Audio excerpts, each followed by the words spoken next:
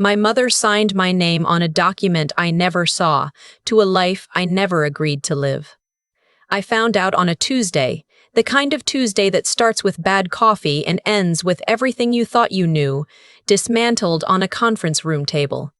But I'm getting ahead of myself. My name is Claire, and for 29 years I believed I was the difficult one, the one who couldn't be grateful enough, couldn't smile wide enough at Christmas, couldn't pretend hard enough that the way my family treated me was just normal sibling stuff. My younger sister Bethany had a gift for making things look even. She'd take something from me, smile at whoever was watching, and somehow the room would conclude that I was the one being unreasonable.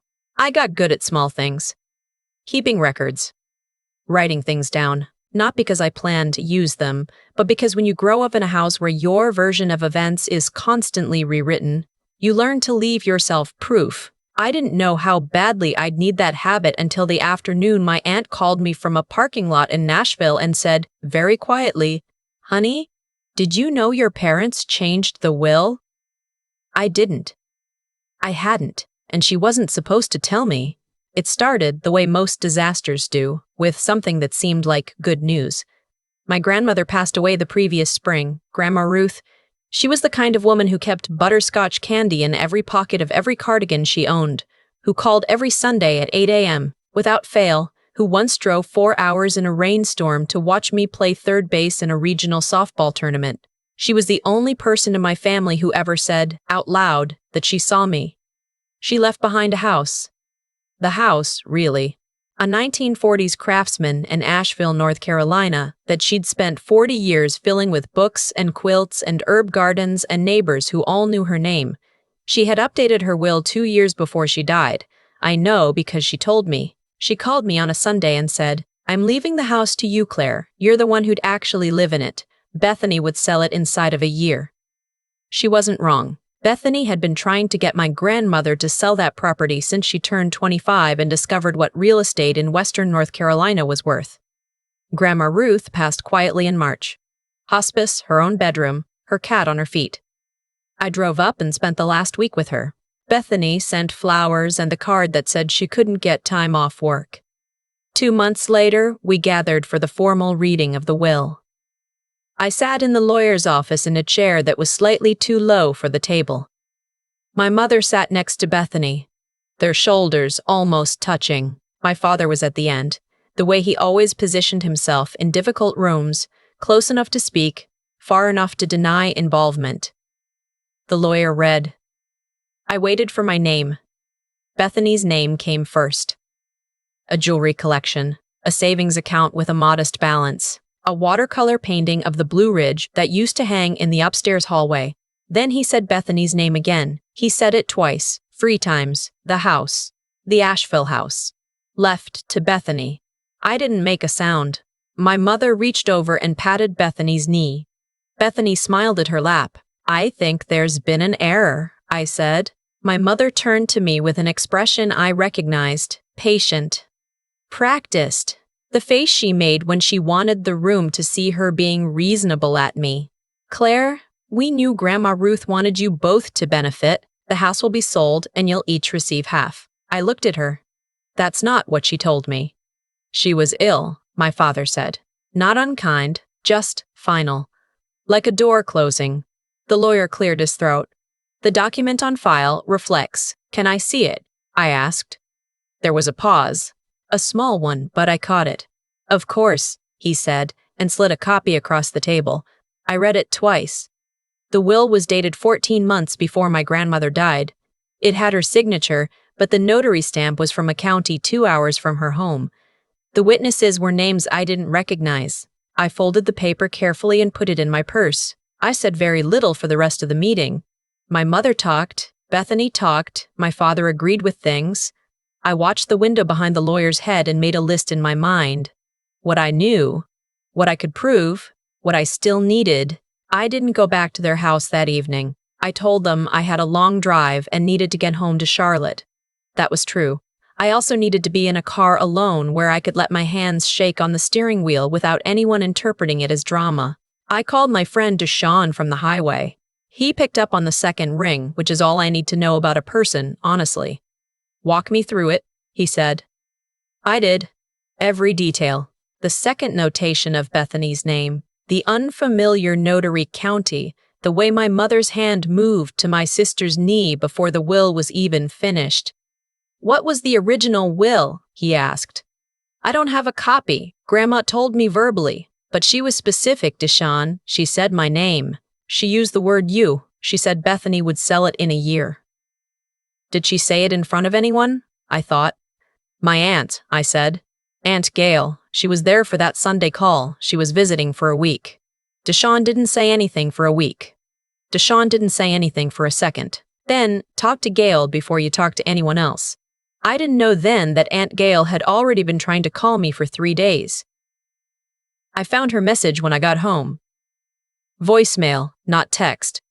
Aunt Gail was the kind of woman who believed the phone call still mattered. She lived in Nashville, rarely came up for family events, and had what my mother called a complicated relationship with boundaries, which meant she said what she actually thought.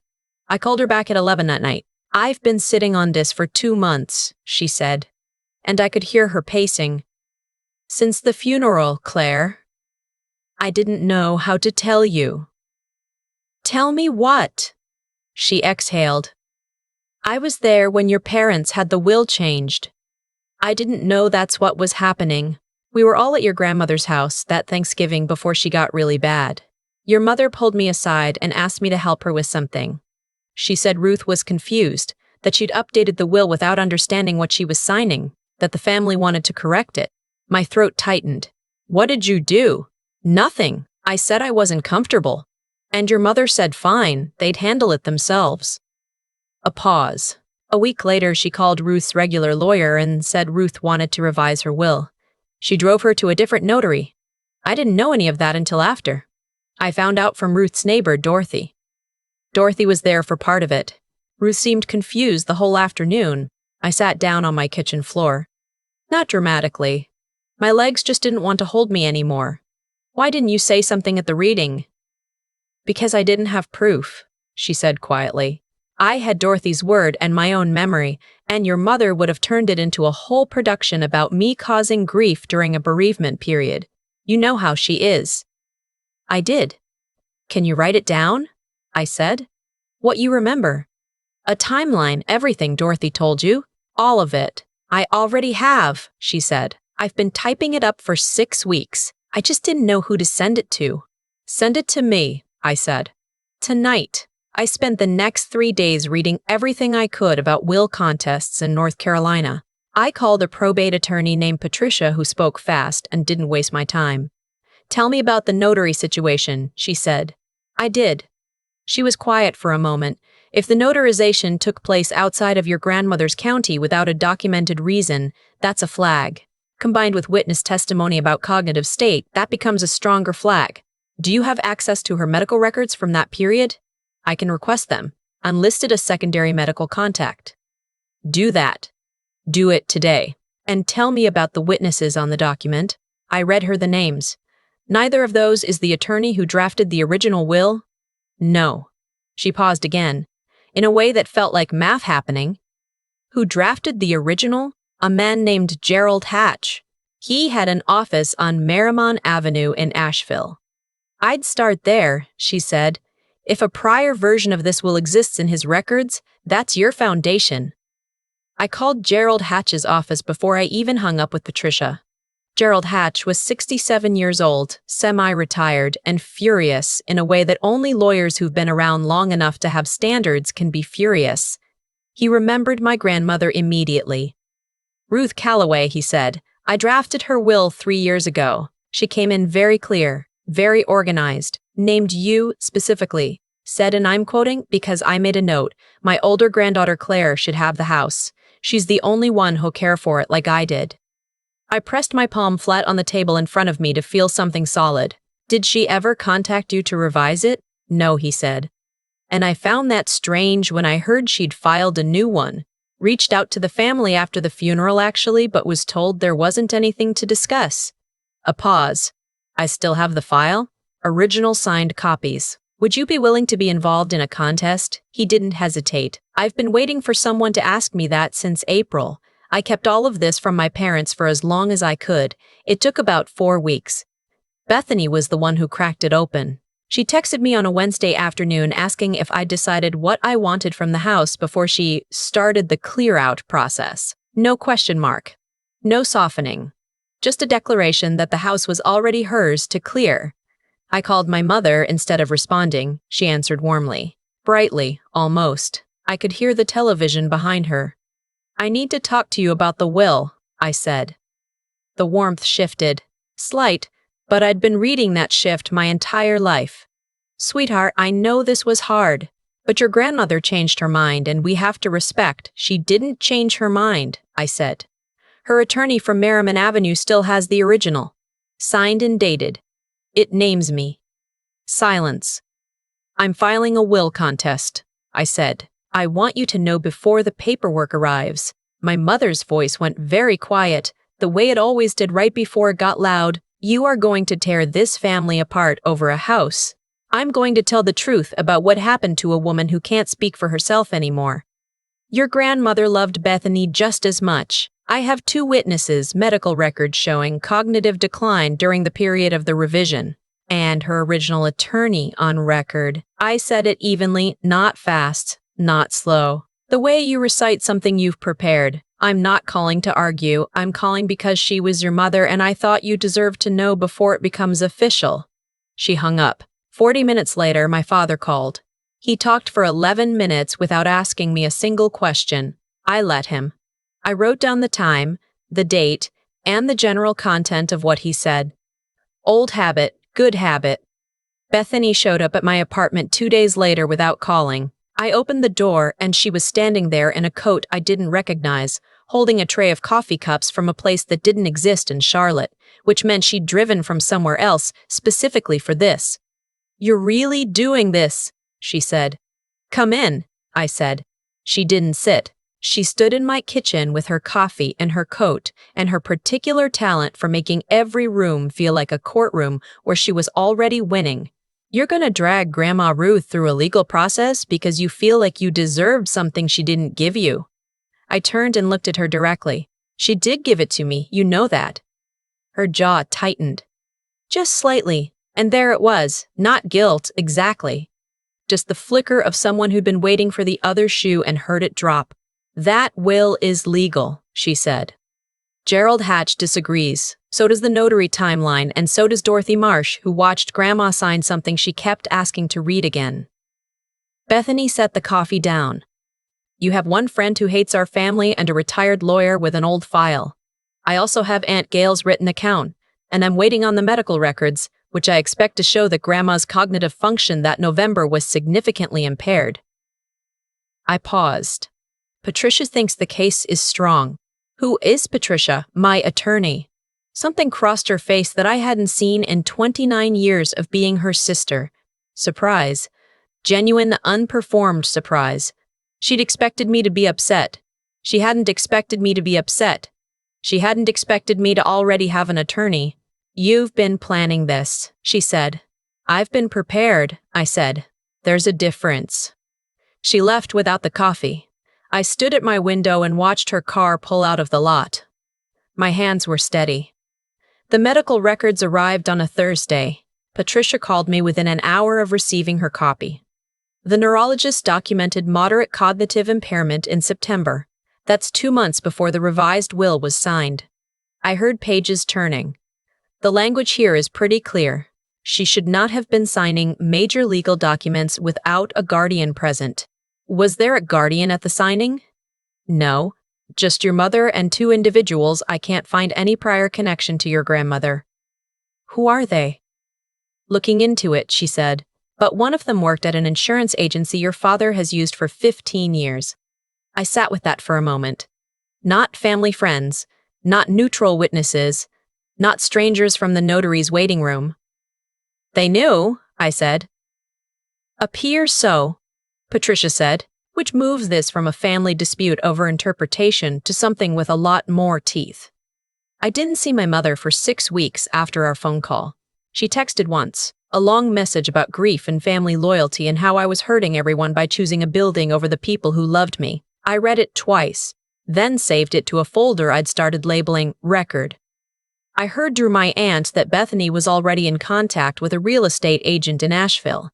That hit differently than I expected. Not because it surprised me. It confirmed everything Grandma Ruth had said. It confirmed that this had never been about what she wanted.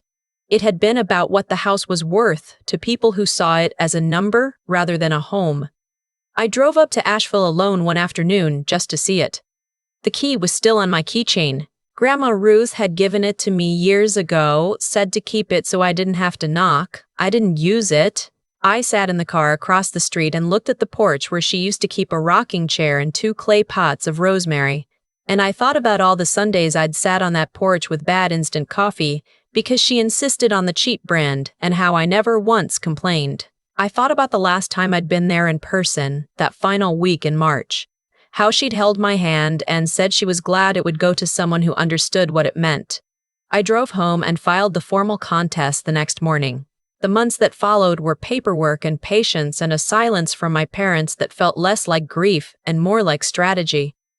Patricia was building the case steadily. The original will, Aunt Gail's account, Dorothy Marsh's sworn statement about my grandmother's confusion during the signing, the medical records, and the connection between the witnesses and my father's insurance agency. She added one more piece in October, a handwritten note Grandma Ruth had given to her neighbor Dorothy about 3 weeks before the revised will was signed.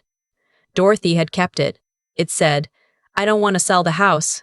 I keep telling them I don't want to sell the house. I keep telling them I don't want to sell the house. Claire knows what to do with it. I've already told Claire." 3 sentences. Her handwriting recognizable to anyone who'd ever gotten a birthday card from her.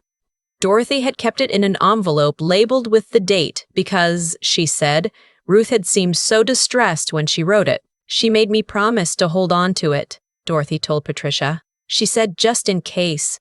I read that note in Patricia's office, and the only reason I kept it together was that I'd been practicing keeping it together for 6 months. I pressed my hands flat on my knees, took a breath, and said, "Is this enough?"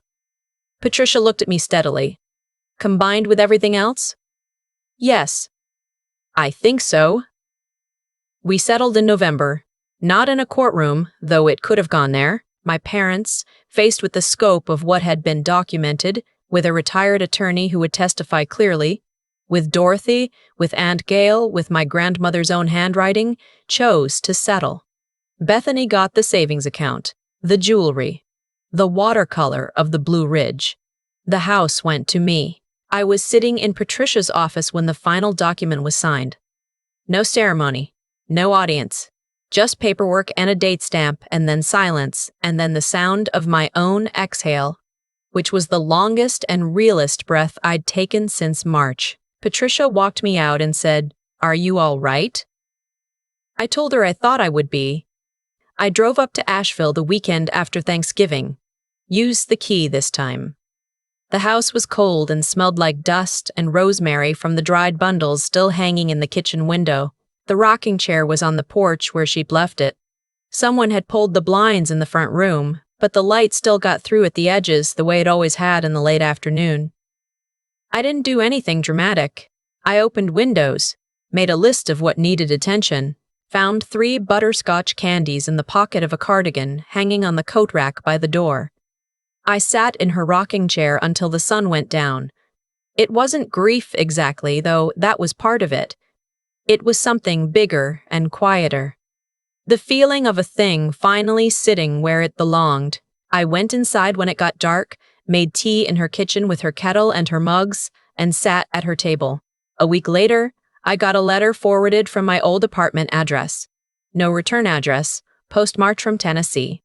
Inside, a note-card in handwriting I didn't recognize. I heard about what happened with the house. I had something similar with my grandmother years ago. I didn't fight it. I've wondered ever since if I should have. Thank you for doing it. You did it for more than just you. No name. I folded it and put it in the kitchen drawer, the one with the extra keys and the old coupons and the random batteries that are probably dead. The kinds of drawers that mean a place is actually home, because that's what it was now. Not a number. Not an asset in someone else's strategy. Home. And sometimes when the truth finally lands where it was always supposed to go, that's the only word that needs to be said. I've thought a lot about what made any of this possible. Not the legal part, that was Patricia's work and Gerald's and Dorothy's and Aunt Gail's and eventually my grandmother's own handwriting holding the door open from the other side. I mean the part before any of that, the part where I didn't talk myself out of it, because there were so many moments where I almost did. The night I drove home from the lawyer's office, hands shaking on the steering wheel, I kept running the same loop. Maybe I misunderstood what Grandma Ruth meant. Maybe she'd changed her mind and just hadn't told me. Maybe making this into a fight was exactly what difficult daughters do, which is what they'd always called me anyway. There's something almost seductive about giving up when the people around you have spent years insisting that your instincts are wrong. It's easier. It costs less in the short term. But I had written things down. That's the part I keep coming back to. Not because I'm some strategic person who plans several moves ahead. I'm genuinely not. I wrote things down because growing up in that house, I learned early that memory alone wasn't enough. That if you can't point to something outside your own head, the people with louder voices will simply replace your version with theirs. So I kept notes. I kept dates. I kept a key on my keychain that my grandmother handed me years ago and said, "Keep it so you don't have to knock." That key mattered. Not as evidence, as a fact I could hold on to when everything else felt negotiable. What I understand now, sitting in her kitchen with her kettle and her mugs, is that clarity isn't something that arrives all at once. It builds. It builds every time you choose not to let someone rewrite what you know to be true. Every time you write the date next to something. Every time you call the person with the information instead of waiting for them to call you. Every time you say, out loud, "I need a printed copy of that." Claire didn't fight for a house. That's not what this was. She fought for the record, for the version of events that matched what actually happened, rather than the version that was most convenient for the people with the most to gain from her silence. Grandma Ruth had been specific and clear and loving, and then she'd been confused and vulnerable, and the people who were supposed to protect her used that window. They counted on no one looking closely enough to see it. What I know about cause and effect, about the way things actually work between people, is that patterns don't stay hidden forever.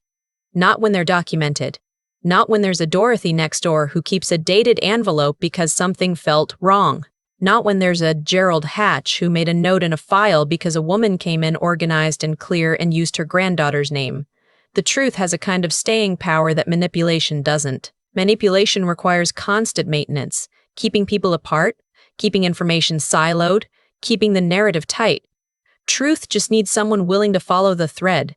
I followed it. That's all. And now I'm here. And the rosemary is still drying in the window and the rocking chair still sits where she left it. And somewhere in Tennessee, someone wrote me a note saying thank you for showing me it's okay to speak up. That's enough. That has always been enough.